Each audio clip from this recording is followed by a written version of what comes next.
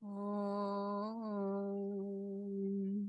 Asato ma sadgamaya tamaso ma jyotirgamaya mrityorma amritam gamaya. Om Shanti Shanti Shanti. Om, lead me from the unreal to the real. Lead me from darkness to light. Lead me from death to immortality. Om, peace, peace, peace. Today we are dealing with the topic, foundation of spiritual life. Vedanta proclaims that we are essentially divine. Amritasya putraha. That's how the sage in the ancient time addressed the humanity. Children of immortality. We are spirit, not matter. Living with that consciousness that we are the true spirit is spiritual life. Now the effort to reach that state, to reach that goal of self-realization or God realization by following certain disciplines is also termed as spiritual life. So people think, oh, spiritual life, it's very easy. Sit for a little bit of meditation in the morning and evening. It's not so easy as often people take it for granted, often think. You are on a journey which is fraught with many obstacles, pitfalls, and dangers. And one of the biggest dangers that modern times have, according to Swami Yatisharananda, the great monk of the Ramakrishna order, is the tendency to live a fashionable religion, he says. And what is this fashionable religion? Attending lectures, study and discuss religious topics or texts with others, meditate and do worship. All this making sure that other people know about it. It's a fashionable religion, it's a fashion. Yes, in Bangalore in India, where Swami was stationed for quite a few years towards the end of his life, it was quite fashion to go to the Ramakrishna ashram. If you are a person from Bangalore, you go to Ramakrishna ashram, yes, that's fashion. If you don't go to Ramakrishna ashram, no, it's not up to the mark. So it's a fashionable religion. Go attend the talks and lectures, do some worship, and discuss with others and make sure that everybody knows that I do this. You can hear people saying, oh, I listen to so many talks on the YouTube, this Swami, that Swami, this Mataji, that Mataji. Oh, so many. This is not, that's religion. It doesn't become spirituality unless there's a desire, deep desire to realize God. It's a hunger for God realization, self-realization. Only then it becomes spiritual life. It is that hunger, the panting is like a drowning person panting for a breath of air. When we have that feeling, then we can say we are really on the spiritual path. We are on treading the spiritual path. Often people start on the spiritual journey without any proper preparation. When we hear about people swimming across the Atlantic or going to climbing Mount Everest, they don't go without any form of previous preparation. They make proper training, they take proper training and adequately prepare themselves. Similarly, a firm, proper foundation is absolutely necessary for spiritual life. When we construct a building, we make a foundation. And taller the building, taller the structure, the deeper will be the foundation. We have Christ's parable of building on the house on the rock and on sand. And what did he say? The house which was built on the rock, when the floods came, wind struck, it stood because it was built on rock. Whereas the house built on sand, The flood came and the wind struck, the house fell apart. The same with spiritual life. Without a strong foundation, we cannot withstand the storms of life. There will be a lot of problems. Life will be giving us blows left and right in all field, on all conditions and situation. There'll be financial problems, emotional problem, interpersonal relationship. All the problems will be there. Without a strong foundation, our spiritual life won't sustain, it will fall down. And the first and foremost condition necessary to start on a spiritual journey is a moral and ethical life, ethical conduct, just to start there. Our present society may not be giving much importance to a moral and ethical living. We see people aiming to achieve success by hook or crook, but that doesn't work in the spiritual field. No one can even dream of spiritual life without leading a strictly moral life. Even to start on the spiritual path, they should be having a little bit of on towards the leading a moral life. It's a Sanskrit saying which means eating, sleeping, fear, and sex life are common to both animals and humans. It is dharma, righteousness, that distinguishes humans from animals. So without dharma, human being is no better than animal. So what is dharma, righteousness? Dharma is the path or the way which leads one nearer and nearer to God through observation of certain moral precepts. If you have to observe them, and that will lead you closer to God. That is dharma. If the person is immersed in sense pleasures and is ready to employ any means to gain their end, even committing crimes, then do we call them humans?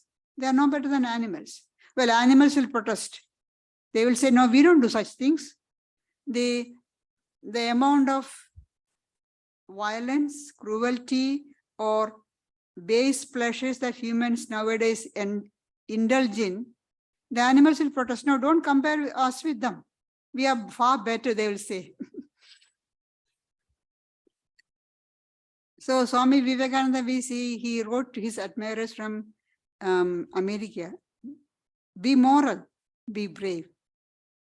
That's the most important thing. To start on a spiritual path, be moral. First, be a real human being.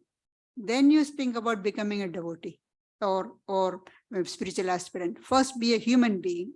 For that, be moral, be brave. Be a heart-whole man. Strictly moral, brave unto desperation. Now, this concept of morality is open to questions.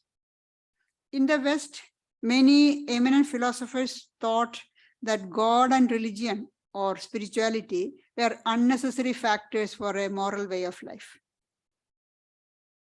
We have Spencer, Kant, Hegel, Darwin, Huxley, all of them supporting this secularization of morals.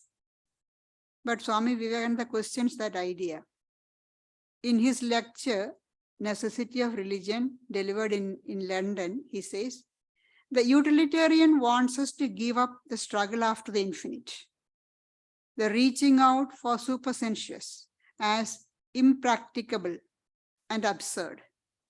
And in the same breath, ask us to take up ethics and do good to society. The utilitarian wants us to do good to society, but don't want us to go about trying to realize the infinite. Swamiji is continuing. Why should we do good? Why should I do good to other men and not injure them? If happiness is the goal of mankind, why should I not make myself happy and others unhappy? Utilitarians don't have an answer for that. But Vedanta says, Because the other person is myself. That's the answer. The same self is in me and in the other person. So if the other person is unhappy, I'm unhappy. If the other person is injured, I am injured. So all religions give some directions to help its followers to lead an ethical way of life. A list of do's and don'ts. We have in the Old Testament the 10 Commandments. Honor thy father and mother. Thou shalt not murder. Thou shalt not commit adultery. Thou shalt not steal. Thou shalt not bear false witness against a neighbor. Thou shalt not covet anything that neighbors. The 10 of them, 10 commandments, and the do's and don'ts. Look at Buddha. Buddha says, all acts of living creatures become bad by 10 things. Again, the 10 things. And by avoiding the 10 things, they become good. Now, what are the 10 things? There are 3 evils of the body, 4 evils of the tongue, and 3 evils of mind. 3 evils of the body are murder, theft, adultery. The 4 evils of tongue, lying, slander, abuse, and idle talk. And 3 evils of mind, covetousness, hatred, and error. If you look, it's almost the same as the 10 commandments. Again, the Hindu scriptures, there is a samanya dharma, common righteousness or values to be practiced, ethical virtues to be practiced by all, irrespective of their caste or stage of life. In Hinduism, we had the 4 stages of life: a student life, householder's life, retired life, and ascetic, and also the 4 castes or 4 varnas. So whatever be varna or caste or the stage of life, these are to be followed. And what are they? Absence of anger, elation, indignation, avarice, vanity, and enmity. Speaking the truth, refraining from exposing others' weak points. That's a tendency with all of us. We want to expose other people's weak points and to show that we are greater than them. Sharing one's good things with others, gentleness, self-control, absence of cruelty, contentment. And observing these properly, one becomes benevolent. So if you look at this, what the Old Testament says, what Buddha says, what the Hindu scriptures say, they are all the same.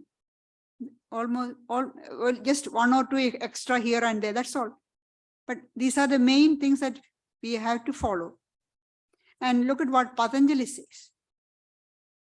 Patanjali, in his 8 limbs of Raja Yoga, he starts with Yama. That is non-violence, truthfulness, non-covetousness, chastity, non-receiving of gifts. These are the basic rules of conduct for all aspirants, irrespective of nationality, race, or religion, whatever be. These are applicable for every spiritual aspirant if you want to progress on spiritual path. Now, what do you mean by non-violence? We don't go around killing people. No, killing, not just murder, is a violence. Violence in any form, in thought, word, or deed, not just deed. Often, actually, when we say violence, we think only about in the action. No, in thought, word, or deed. And this violence in thought, word, or deed leads to more violence. Or you also say one person does something, the other person take revenge, then the first person goes back, or the people of the friends attack the goat and take revenge. It goes on and on and on. That's why Mahatma Gandhi said, an eye for an eye leave you blind. Violence also destroys the finer feelings of the person, making the person rough and tough. First, you may start with saying some harsh words. then in the beginning, the first time, you may feel bad after saying that. But after a few time, you don't feel. You become immune to that. So your sensitivity is lost. That's why it said, destroy the finer feelings of the person. And it is simply a waste of energy. Swami Vivekananda says, there is no virtue higher than non-injury. There is no happiness higher than what a man obtains by this attitude of non-offensiveness to all creation. There is no virtue higher than non-violence. Even having jealousy in our mind, it's not violence. So Swamiji says, so long as jealousy exists in the heart, it is far away from the perfection of ahimsa, non-violence. Now, that's abstaining from hurting others through thought, word, and deed. That's the negative side. It's a positive side to that. Now, if you practice it for a long time, it turns to love for all being, seeing the same self in all. Through continuous practice of non-violence, this ideal of non-violence will transform to the positive virtue of love and expressed as compassion and service for compassion for all beings, expressed as service to all. Then the next virtue that Patanjali lists is truthfulness, satyam. Our words and thought must be in conformity with facts. We must be truthful to the extreme. Sri Ramakrishna says, even he told his disciples, even when they told lie in joking, we often do that. Are we strictly truthful? We say we boast that we are truthful, but left and right we tell lies. And then we say it was just joking. Sri Ramakrishna didn't allow that. When one day Rakhal came back from Calcutta, Sri Ramakrishna asked, what did you do? Did you do something bad? Then, as far as Rakhal is concerned, doing things bad is committing adultery or killing or hurting somebody. He couldn't think of anything. Then Sri Ramakrishna said, why can't I look at your face? Then he remembered, the previous day, while talking with some friends, he said something which is not really literally true. Sri Ramakrishna said, that's why I can't look at you. If you are a spiritual aspirant, you have to be 100% truthful. Praising truth, Swami Vivekananda says, by truth we attain fruits of work. Through truth, everything is attained. In truth, everything is established. According to Sri Ramakrishna, truthfulness is the greatest austerity of this present age, because it is so hard to hold on to truth. It's a fact. So holding on to truth is the austerity of this age. Our epic Mahabharata, there's a lot of praising of truth. In one place it says, truth is the duty, truth is penance, truth is yoga, and truth is eternal Brahman. Again, there is no duty which is higher than truth, no sin more dreadful than untruth. Indeed, truth is the very root of righteousness. Therefore, one should never destroy truth. A spiritual aspirant to start on a spiritual path should hold on to truth at any cost. People raise objection in this present, you can say all this, but in the present day world, when you're in the world, you cannot practice truthfulness 100%. You cannot prosper in the world if you are truthful. Because we see liars and cheats prospering in the world. That may be true for the worldly life. But we are talking about spiritual aspirants. if you want to go on to spiritual life, you must be ready to pay the price, because you are trying to get the highest goal, highest aim. And so you have to pay the price. We must stick to truth and suffer for it if need be. But in the end, you will come out successful. But one thing you have to remember, in the name of being truthful, we need not say the harsh truth if not necessary. If Buddha says, if nobody is going to gain from my speaking truth, and if some people feel hurt, I keep quiet. There's no need to speak the harsh truth. So it's in the Sanskrit saying, it says, Satyam bruyat, priyam bruyat, na bruyat, satyam apriyam. Speak the truth. Speak what is pleasant. Don't speak unpleasant truth. If you can keep quiet. If you're forced to, if you have to, of course you can say, thinking at the proper time, or prepare in a better way, rather than saying bluntly, if you have to speak the harsh truth. But if not, nobody is going to be benefited by speaking your truth, keep quiet. Then non-stealing. Why does Patanjali say non-stealing? Are all the people thieves? We don't go around stealing things. It's not just abstaining from stealing. We must not have any feeling of covetousness. We must not try to get something which is not ours, or which we do not deserve.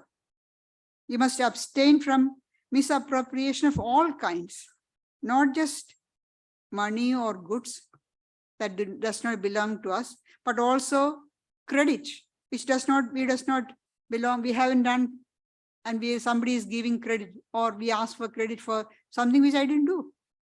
That is stealing. Or privilege. That does not belong to us in the true sense. Trying to get that privilege. That's also stealing. Another thing, taking more than what we need from other people or from the nature, and then wasting. That's also stealing. So in that sense, you see how extreme we had to go. We had to be extremely careful not to take only what we need. And we take extra, waste it, and thus deprive others of the necessary thing. So we are committing theft there. Then comes chastity in thought, word, and deed. Always and in all conditions. That's called brahmacharya. To realize the supreme Brahman, one has to be absolutely continent. Continence is the conservation of energy, which is converted to ojas, spiritual energy. And that will help the aspirant on the spiritual path. People get frightened when we speak about brahmacharya, that they have to give up the pleasures of sex indulgence. So they ask, can't we have in moderation within the married life, lawful married life? It's all right for a person who is making preparation to start the spiritual life. But a seeker who is keen for self-realization, there cannot be any compromise. Patanjali does not give any room for compromise. Complete, absolute chastity is needed. Abstain even from thought or emotions connected with sex indulgence. That is brahmacharya. Then comes non-receiving of gifts. We should not take gifts. Gifts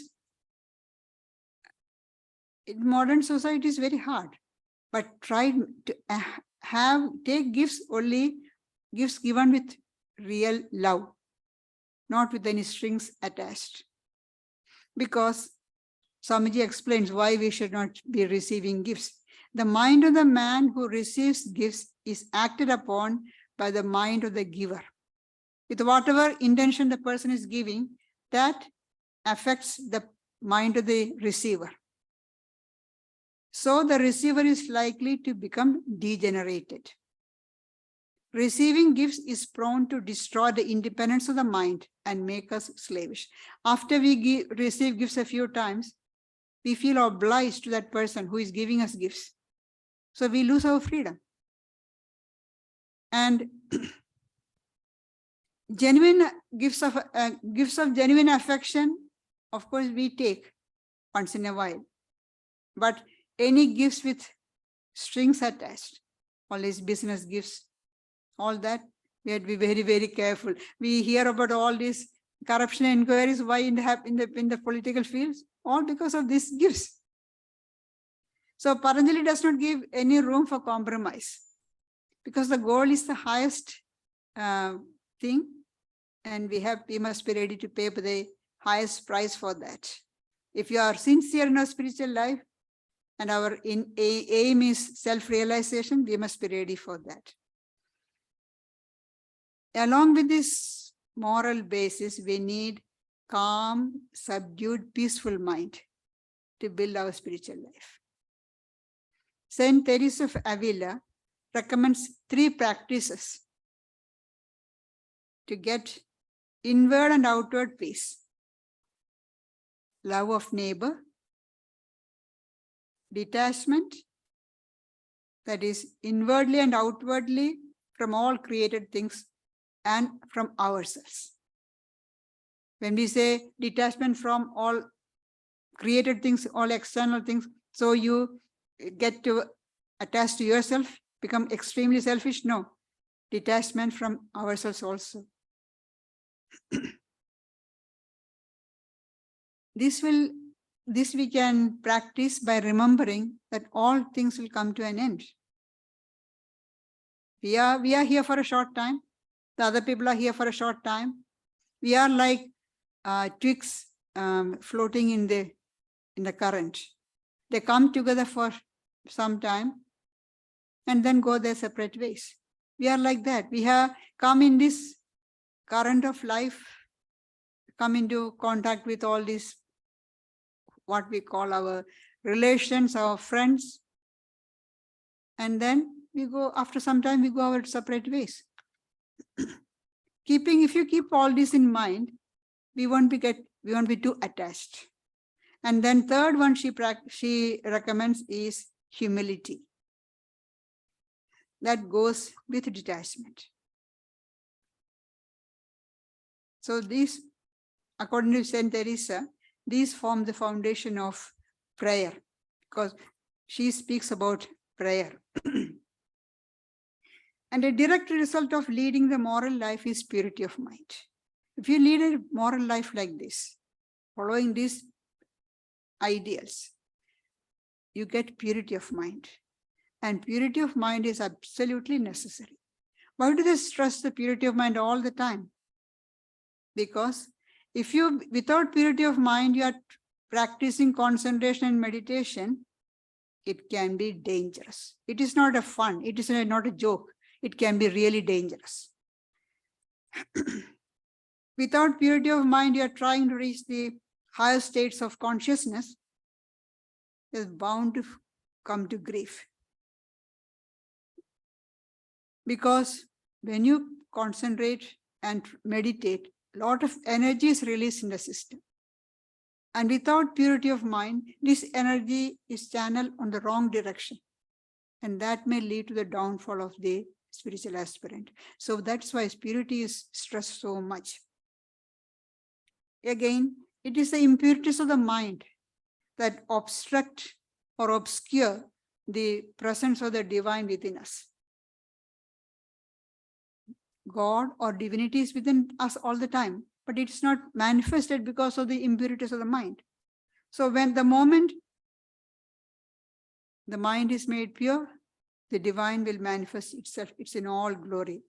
That is why Jesus says, blessed are the pure in heart, for they shall see God. They can see God because the mind is pure.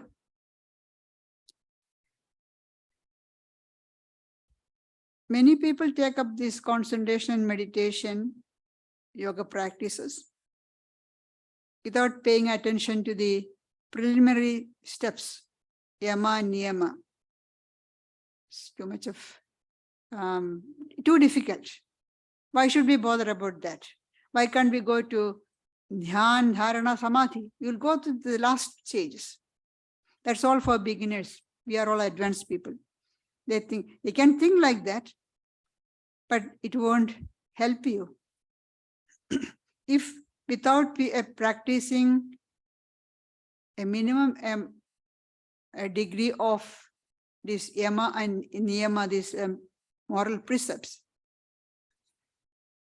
you practice concentration and meditation, you may stumble upon some higher experiences. But the old impure tendencies will rise up and drag the person down. We often hear about the fall of many spiritual aspirants. Why?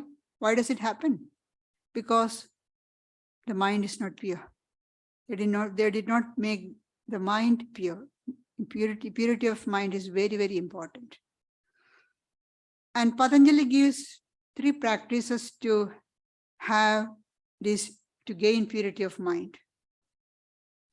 Other than following these earlier 5 yamas, 5 practices of yama, that is non-violence, truthfulness, chastity, non-covetousness, and non-receiving of gifts.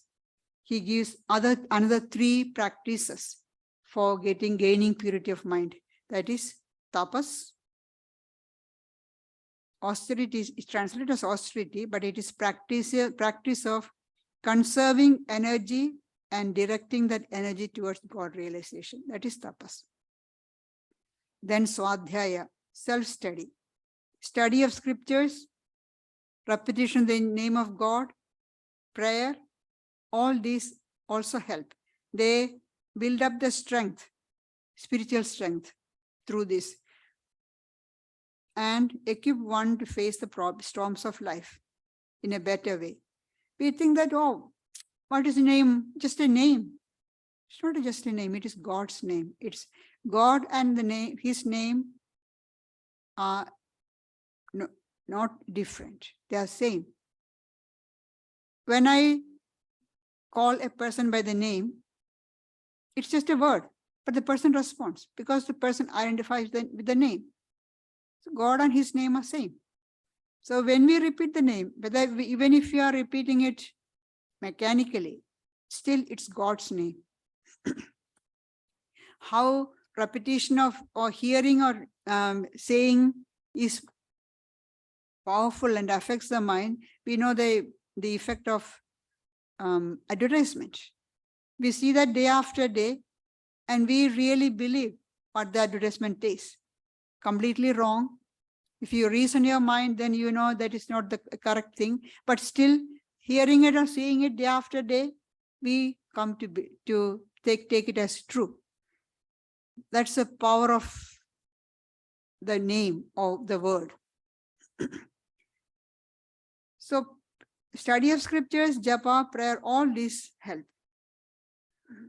Holy Mother Sharda Devi says, a person becomes pure by repeating the name of God. So, repeat his name always. She says, just like the clock is ticking all the time. Now with the digital clock, you don't hear the ticking sound, but olden times the clock, the time base all sticks. You can hear our clock is ticking. Just like that, you repeat the name of God all the time. There are many ways people do that. With every breath, you try to repeat the name. When you're walking, with every step, you repeat the name. Hundreds of ways are there, and repeating the name of God, you can do anywhere, anytime, anywhere. So there is no, we cannot say that I don't have time.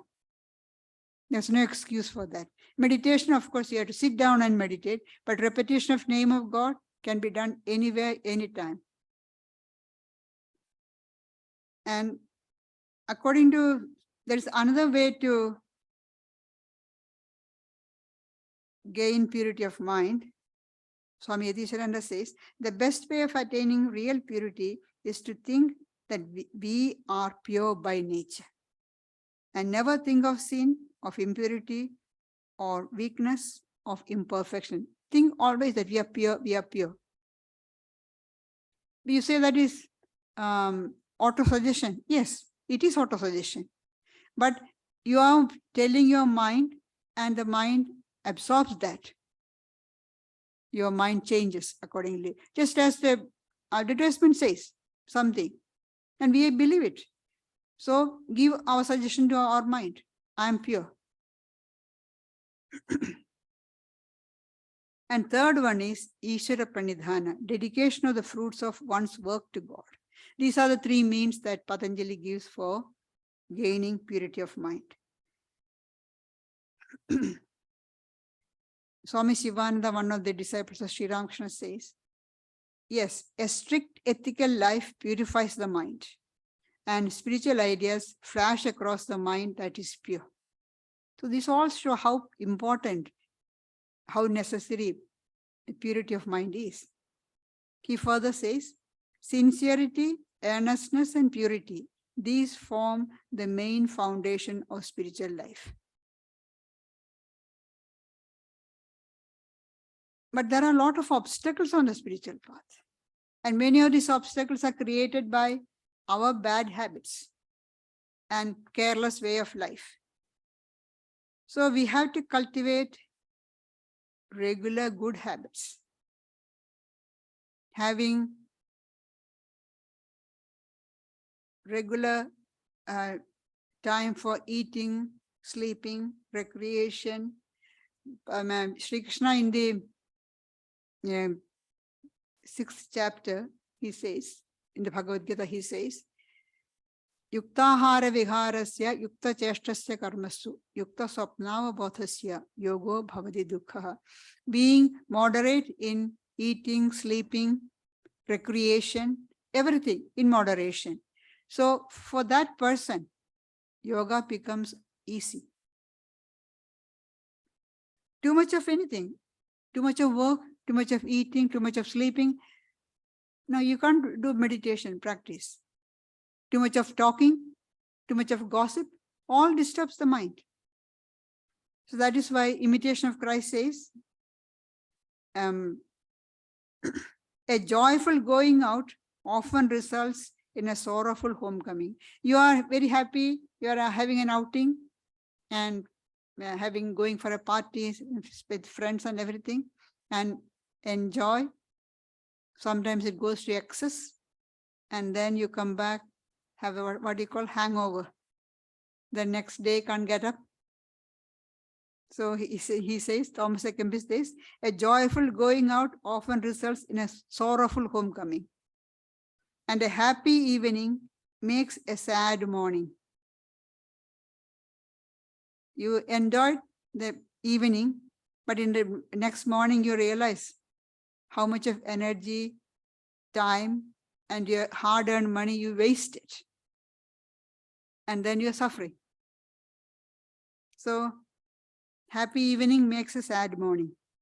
So all joys of the flesh end up pleasantly, but in the end bring remorse and death. So we have to be very, very careful. A well-regulated life is absolutely necessary. A strong character, we have to build a character through discipline, self-discipline. Nobody can do that for us. We have to discipline ourselves and build a strong character. That is why Swami Brahmananda says the real test of spiritual progress is character development. Once when Swami was staying in Bhubaneswar in Orissa with some of his disciples and young monks, a professor used to come to the Ram ashram. And he became very close to some of the young monks. And then one day he said, what sort of monks are you? You don't have any power. He meant the occult powers. So the monks, the young monks afterwards told Swami Brahmananda. And then Swami said, getting powers is very easy.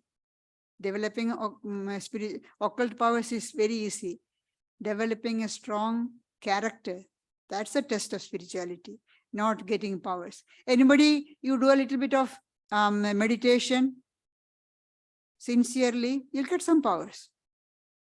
But developing a strong character based on your self-control and other disciplines, that's a test of spiritual progress. With that, to form this strong character, we have to discipline and control our sense energies, because they can lead us on the downward path very easily. Bhagavad Gita says, Etato hyapi kaunteya purushasya vipaschitaha indriyani pramadhini haranti prasabham manaha. The turbulent senses do violently snatch away the mind of even a wise person who is striving after perfection. So the person is wise and striving for perfection. Even the mind of such a person is taken on the wrong path or taken away from the goal by turbulent senses. So we have to be very, very careful. We have to have control of the sense energies. That is why they say spiritual life is like walking on the sharp edge of a razor. It's not easy, it's very hard. But there are help is there. There are things that you have to practice. We need undaunted faith. And what sort of faith? Swamiji says, faith in ourselves, faith in God. This is a secret of greatness. Have faith in yourselves and stand upon that faith and be strong. That's what we need, faith in ourselves. I'll be able to realize God. Have faith. I'll be able to realize God. With the help of God, with the help of my spiritual teacher, I'll be able to realize God. Have that conviction, that faith. And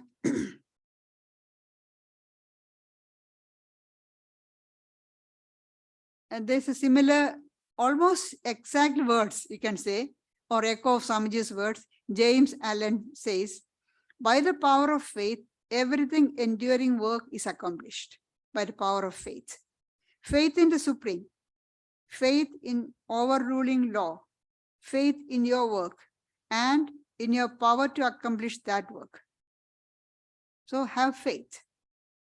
Here is the rock upon which you must build if you would achieve, if you would stand and not fall. This faith is not blind belief. Now, often people say, oh, faith is blind. No, faith is not blind. Belief is blind. It's not blind belief. We start with a belief and then collect the facts, reason it out,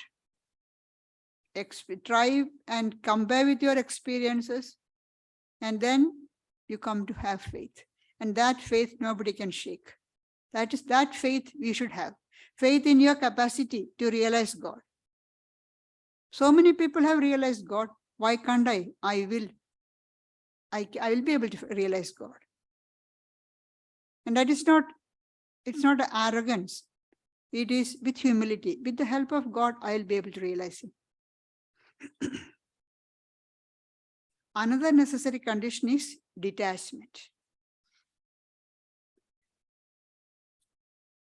Attachment are like tiny holes on the head around the water, crop field through which the water leaks out. Sri Ramakrishna says in the gospel, the farmers work hard to bring water to their fields. See, in the early days, it's not electricity was not there, so they had to cut the canal and connect the stream with the or river with the field. and water comes. But there are the ridge around the field is made of mud. There may be small holes there through which all the water leaks out. They work hard, struggle hard, day after day they work and bring water, and then slowly the water leaks out. We, in the same way, we work hard doing spiritual practices, but we have got attachment. Attachments are the holes through which all these spiritual efforts are leaked out. Or they are like pockets of air which make the foundation weak or even unstable. So detachment, non-attachment is important. Swamiji says we should be able to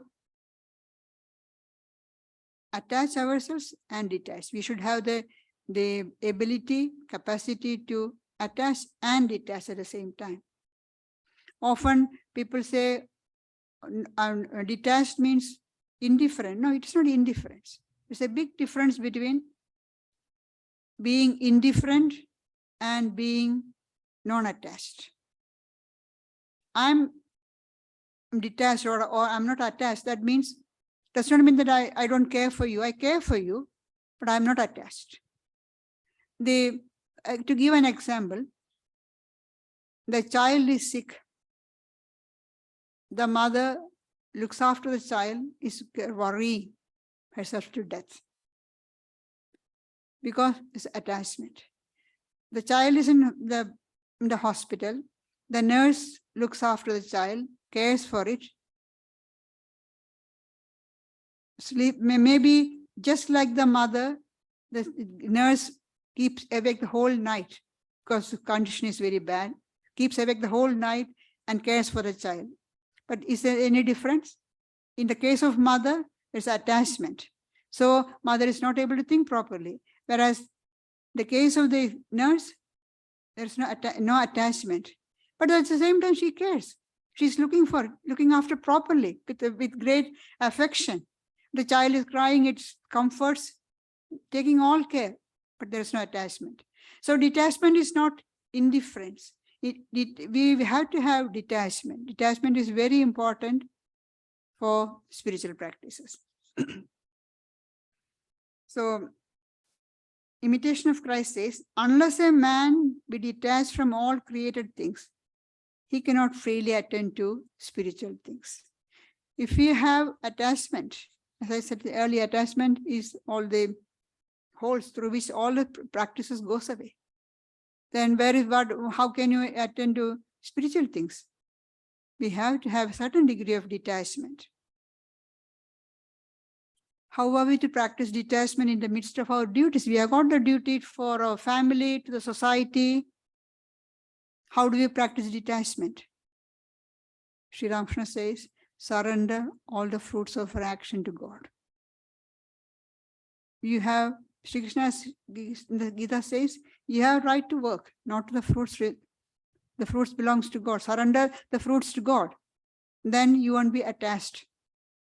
It is the idea that I and mine that is causing all the attachment. I'm worrying because it is my child. Because the nurse does not worry because it's not her child. We always hear that the doctors never treat their family because there's attachment there. Surrender the results of your work to God, then you won't be attached. So use whatever means available in our capacity, and we have to build a firm foundation for our spiritual life. And thus strive to attain the goal of life, that is realization of God. We cannot postpone it. There is no guarantee that we will get another chance. God has given us this chance, very, very rare chance of human birth. And if we don't make use of the chance, what's the guarantee we'll get another time? Of course, we say, yes, in Hinduism, we have the idea of reincarnation will come again and again. But why should we go through all that suffering? Birth is suffering, living is suffering. old age, disease are inevitable. Nobody can escape from that. Why should we go through that again? Strive to realize God in this very birth, not after death. As Swami Ranganathananda always used to say, it's not postmortem freedom, postmortem liberation. In this life, while living in the body, be free. Thank you.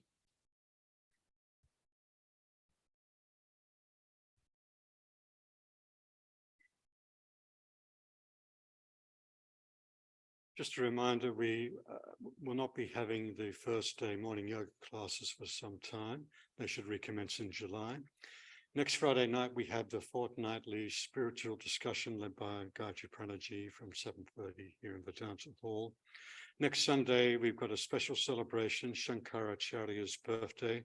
We'll have talks by Dr. Ashit Maitra and Gayatriprana.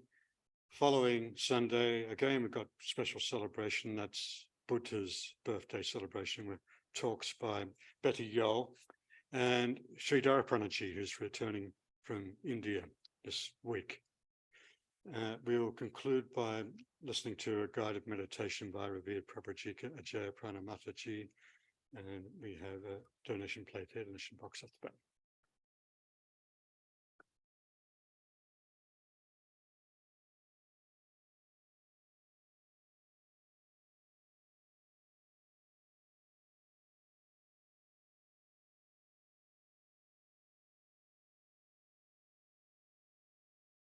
I know in my inmost depths that no mortal light can reveal thy immortal face.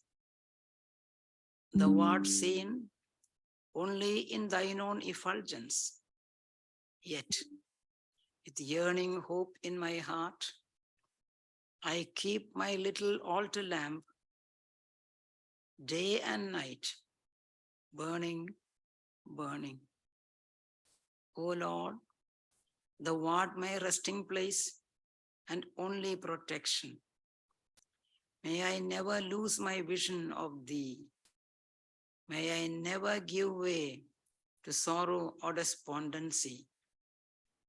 May I remain undaunted and unfaltering in my spiritual life. O thou supreme reality, master and ruler of the universe, soul of all souls, I lift my heart to thee as I offer myself at your sacred altar for a few seconds in silence. Please be gracious enough to accept my humble offering. Fill my being with spiritual blessings. May the baser instincts within me be transformed into sublime, pure aspirations at thy benign touch. May thy blessed presence kindle within me a more fervent flame of love and adoration.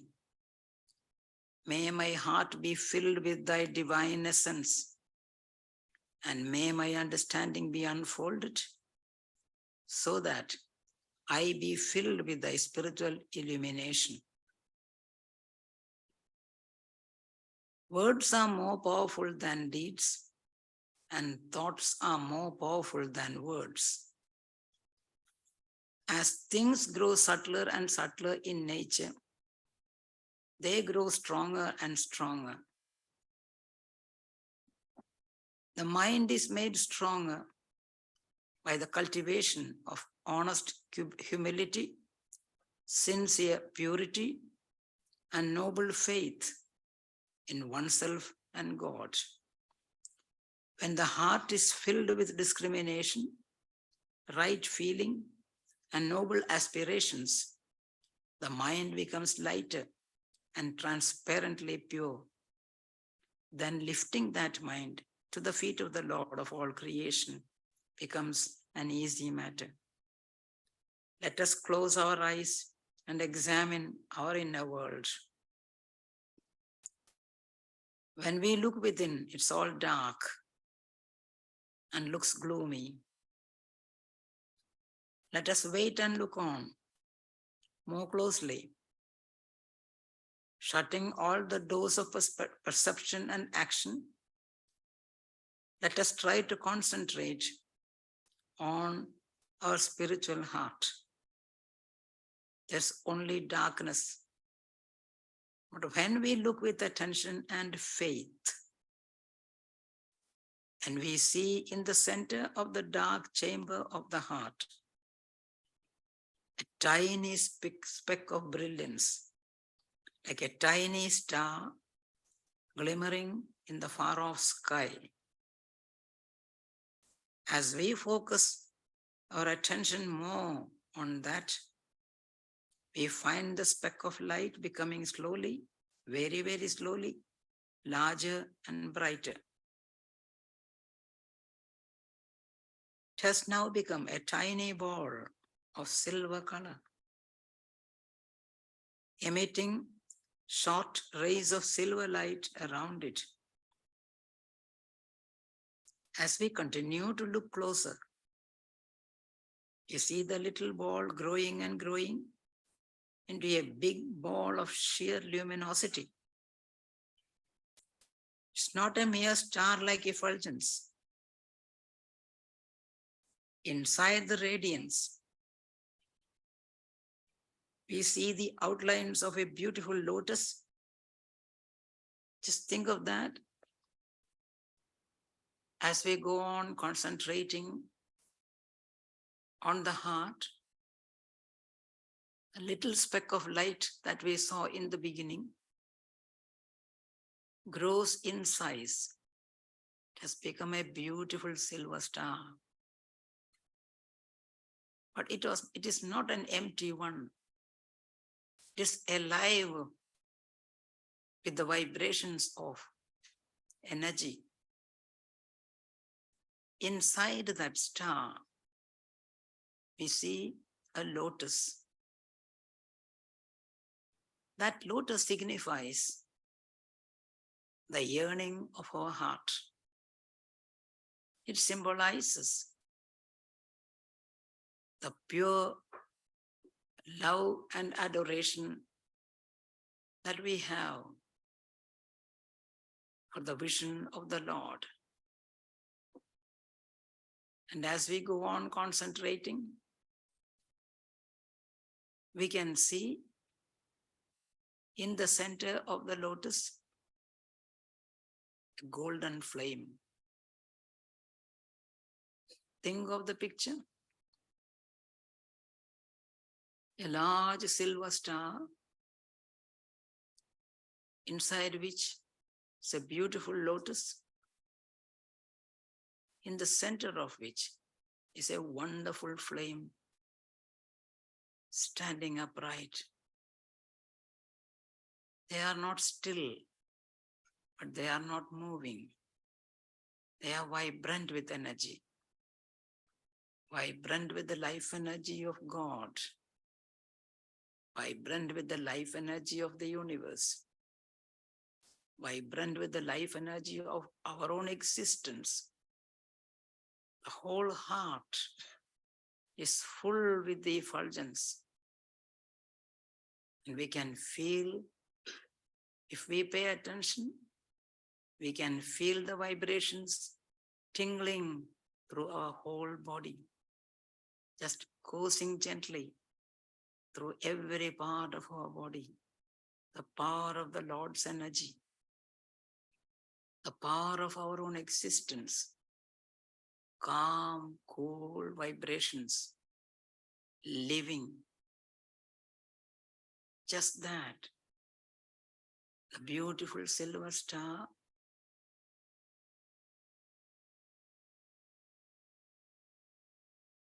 the lotus, and in the center, the golden flame.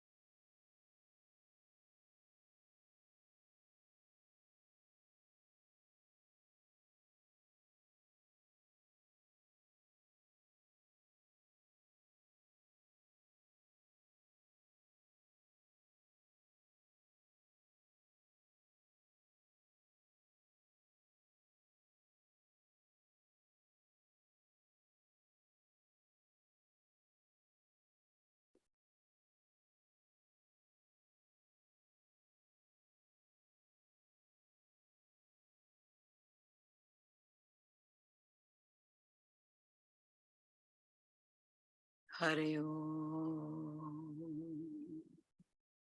Shanti, Shanti, Shanti. Peace, peace, peace.